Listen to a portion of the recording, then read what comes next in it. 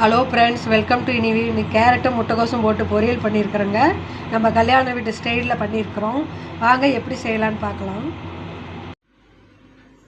கல்யாண வீட்டு ஸ்டைலில் முட்டைக்கோசும் கேரட்டு வச்சு பொரியல் செய்ய போகிறேங்க. அதுக்கு முட்டைக்கோசு எடுத்துருக்குறேங்க, கட் பண்ணி வச்சுருக்கிறேன். சின்ன வெங்காயம், 2 பச்சை மிளவா, கேரட்டு, ஒரு கொத்து கருவேப்பிலைங்க. இப்போ நம்ம செய்ய ஆரம்பிச்சிடலாம். இது ஸ்டவ் பற்ற வச்சு கடாயை வச்சுருக்குறேங்க. ஆயில் ஊற்றிக்கலாம்.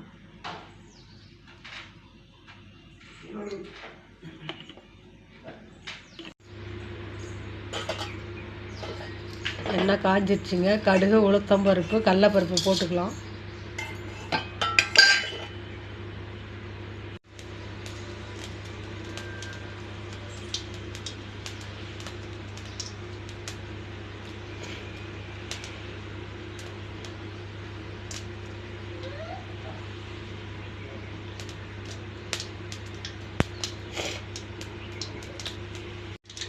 கட் பண்ணி வச்ச சின்ன வெங்காயத்தை போட்டுக்கலாம். எந்த வெங்காயம் இருக்கோ போட்டுக்கலாங்க. 2 பச்சை மிளகா,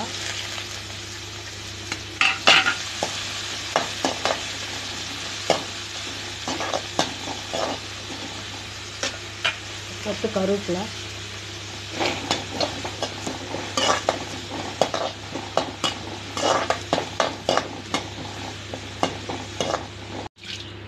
வெங்காயம் வதங்கிடுச்சுங்க. முட்டைக்கோசை போட்டுக்கலாம்.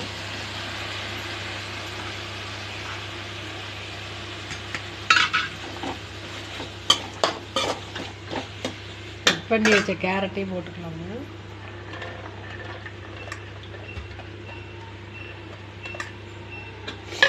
நல்லா வதங்கணுங்க.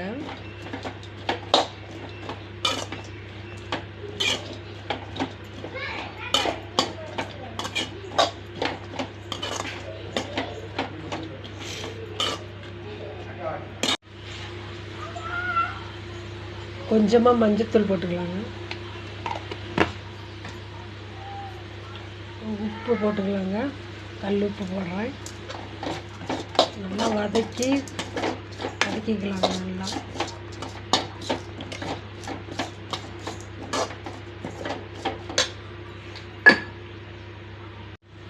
கொஞ்சமாக சாம்பார் பொடி போட்டுக்கலாங்க.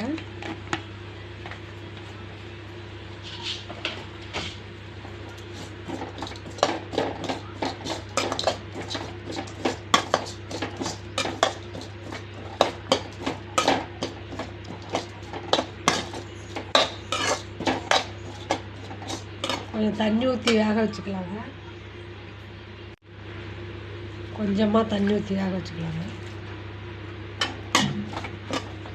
ஒரு மூடி போட்டு வேக வச்சுக்கலாம்.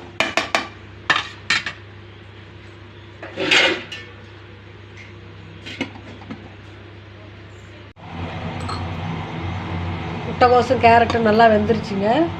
தேங்காய் துருவல் போட்டு இறக்கிக்கலாம்.